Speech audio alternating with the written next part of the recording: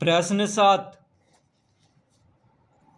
कौन सी सबसे छोटी संख्या से दी गई राशि को गुणा करने पर गुणनफल पूर्ण वर्ग बन जाएगा? प्रश्न 7 का ए 240। तो 240 को कौन सी छोटी संख्या से गुणा करने पर जो गुणनफल होगा वह पूर्ण वर्ग बन जाएगा? तो इसके लिए क्या करेंगे, 240 का अभाज्य गुणनखंड करेंगे, यानी 240 का गुणनखंड करेंगे। 2 से लग जाएगा, 2 गुना 1 2, 2 दूना 4, यानी 120 दूना 240। फिर 2 से लग जाएगा 60 दूना 120। फिर 2 से लग जाएगा 30 दूना 60। फिर 2 से लगेगा 15 दूना 30। फिर 2 से नहीं लगेगा 15, 3 से लग जाएगा, 3 पचे 15। तो 240 का गुणनखंड हो गया 2 गुना 2 गुना 2 गुना 2 गुना 3 गुना 5। तो यहाँ पे लिखेंगे 240 बराबर 2 गुना 2 गुना 2 गुना 2 गुना 3 गुना 5। अब देखिए 2 गुना 2 को हम लिख सकते हैं 2 का वर्ग। फिर 2 गुना 2 को लिख सकते हैं 2 का वर्ग। 3 एक ही हैं, 5 भी एक ही हैं, ठीक है। तो जोड़ा लगाना है, क्या करना है, जोड़ा। तो 2 गुना 2 को 2 का वर्ग लिख दिए, 2 गुना 2 को 2 का वर्ग लिख दिए।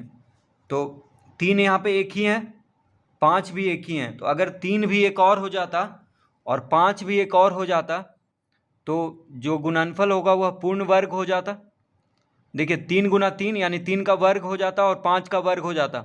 तो संख्या क्या हो जाता, पूर्ण वर्ग, क्योंकि सभी जो गुणनखंड आया है सबका अगर वर्ग हो जाएगा तभी वह संख्या पूर्ण वर्ग होगा। यहाँ पे 3 एक ही हैं, 5 भी एक ही हैं। तो 3 गुना 5 यानी एक और 3 से अगर गुना कर दें और एक और 5 से गुना कर दें तो जो गुणनफल आएगा वह पूर्ण वर्ग बन जाएगा। तो लिखेंगे अतः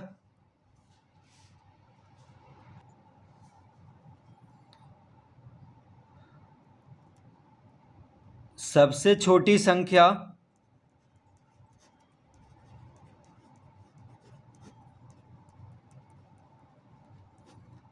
बराबर 3 गुना 5। तो 3 गुना 5 कितना होता है, 15।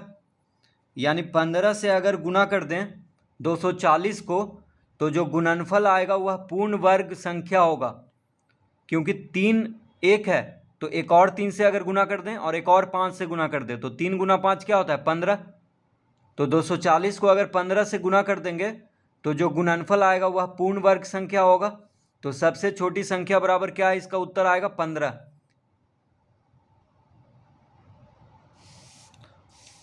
तो इस तरह से इस प्रश्न को हल करेंगे।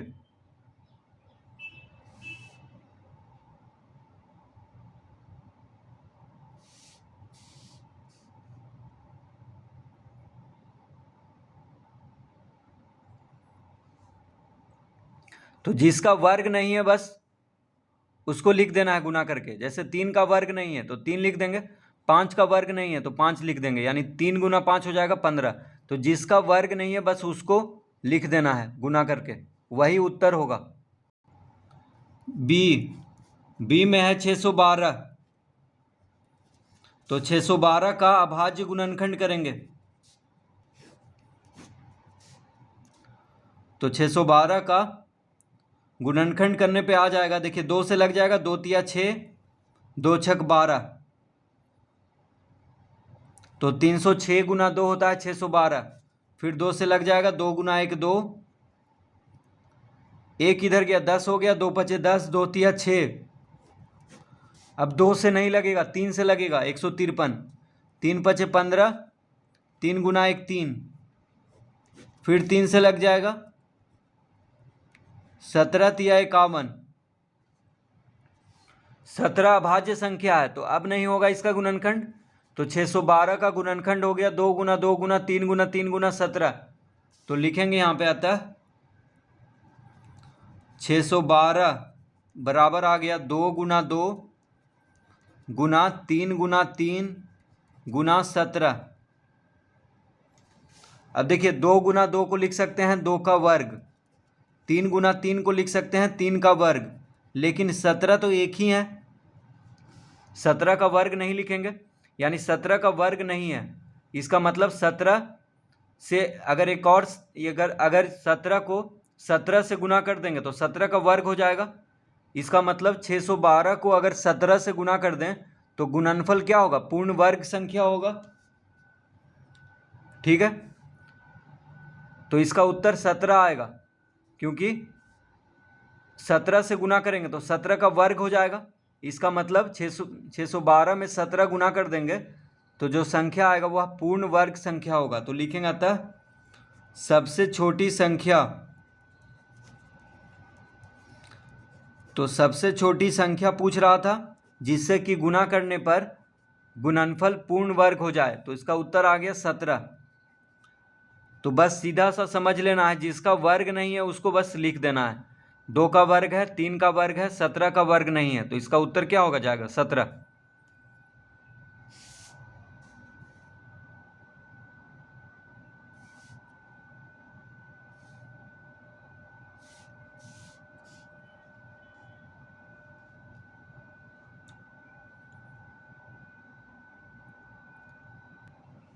सी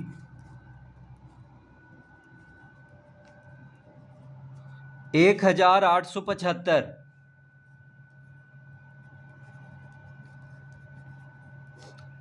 तो 1875 का गुणनखंड करेंगे तो देखिए 1875 जो है 3 से लग जाएगा, क्योंकि अंकों को जोड़ने पे आ रहा है 8 1 9 9 7 16 16 5 21, 21 3 से कट जाता है। इसका मतलब ये संख्या भी 3 से कट जाएगा। 3 छक 18, 3 दूना 6, एक इधर गया 15 हो जाएगा, तो 3 पचे 15। अब 625 3 से नहीं कटेगा, 5 से कटेगा, तो 125 पचे होता है 625, 5 से लगेगा 25 पचे 125, फिर 5 से लगेगा 5 पचे 25, तो 1875 का गुणनखंड हो गया 3 गुना 5 गुना 5 गुना 5 गुना 5। तो लिख देंगे यहाँ पे 1875 बराबर 3 गुना 5 गुना 5 गुना 5 गुना 5, तो हो जाएगा 3 गुना, अब देखिए 5 गुना 5 को लिख देंगे 5 का वर्ग, फिर 5 गुना 5 को लिख देंगे 5 का वर्ग, तो 2 बार जो गुना हो रहा है 2 उसको वर्ग के रूप में लिख देंगे, तो 5 गुना 5 को 5 का वर्ग, 5 गुना 5 को 5 का वर्ग। तो देखिए 3 एक ही है, 3 एक ही है, अगर 3 का भी वर्ग हो जाता तो संख्या क्या हो जाता? पूर्ण वर्ग संख्या हो जाता। तो अगर 1875 को 3 से गुना कर दें तो यहाँ पे 2 3 हो जाएगा, ठीक है, यानी 3 का वर्ग हो जाएगा। तो इसका मतलब जो गुणनफल आएगा वह पूर्ण वर्ग संख्या होगा। ठीक है, तो 1875 को अगर 3 से गुना कर देंगे, क्योंकि 3 एक ही है, तो 3 से अगर इसको गुना कर देंगे तो यहाँ पे 2 3 हो जाएगा, तो इसका मतलब जो गुणनफल होगा वह पूर्ण वर्ग संख्या होगा। तो लिखेंगे अतः सबसे छोटी संख्या बराबर 3, तो इसका उत्तर क्या होगा? 3 होगा, यानी जिसका वर्ग नहीं है वही उत्तर हो जाएगा। तो 3 का वर्ग नहीं है तो 3 क्या हो जाएगा इसका उत्तर?